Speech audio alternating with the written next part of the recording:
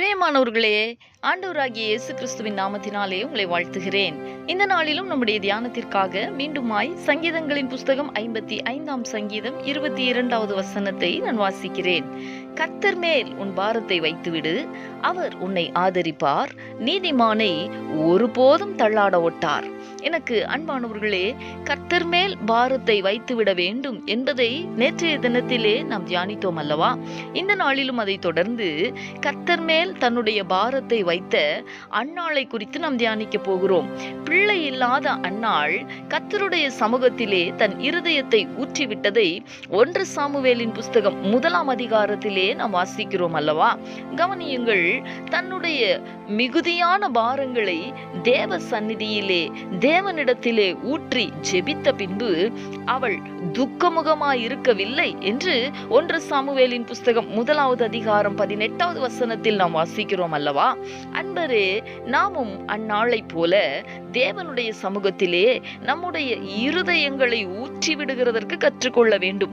பிலிப்பியருக்கு எழுதின நிருபம் 4வது அதிகாரம் 6, 7 ஆகிய வசனங்களை நாம் வாசித்தால், ஒன்றுக்கும் கவலைப்படாமல் எல்லாவற்றையும் குறித்து உங்கள் விண்ணப்பங்களை தேவனுக்கு தெரியப்படுத்துங்கள் என்று வேதம் நமக்கு கற்றுத்தருகிறது.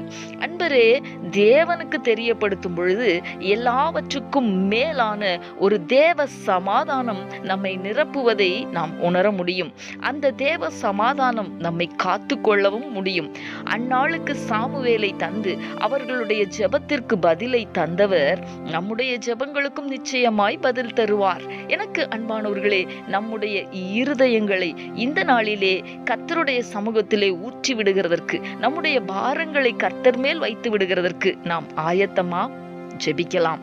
எங்களை நேசிக்கிற எங்கள் அன்பின் பரலோக தகப்பனே, ஆசீர்வாதமான இந்த நாளுக்காக உமக்கு நாங்கள் நன்றி செலுத்துகிறோம். இந்த நாளிலும் எங்களுடைய இருதயத்தை உம்மிடத்திலே நாங்கள் ஊற்றிவிட வேண்டும். கர்த்தர் மேல் எங்களுடைய பாரத்தை வைத்து விட வேண்டும். அப்பொழுது எல்லா புத்திக்கும் மேலான தேவ சமாதானம் எங்களை நிரப்பும் என்பதை நாங்கள் தியானித்தோமே.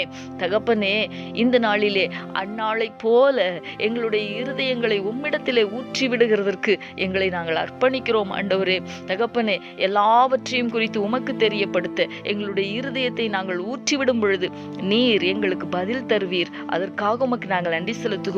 அந்நாளுக்கு பதில் தந்தவர் நிச்சயமாய் உம்மை நோக்கி கூப்பிடுகிற ஒவ்வொருவருக்கும் நீர் பதில் தருகிறதற்காக உமக்கு ஸ்தோத்திரம். இயேசு கிறிஸ்துவின் நாமத்தில் வேண்டிக் கொள்ளுகிறோம் நல்ல பிதாவே. ஆமேன், ஆமேன்.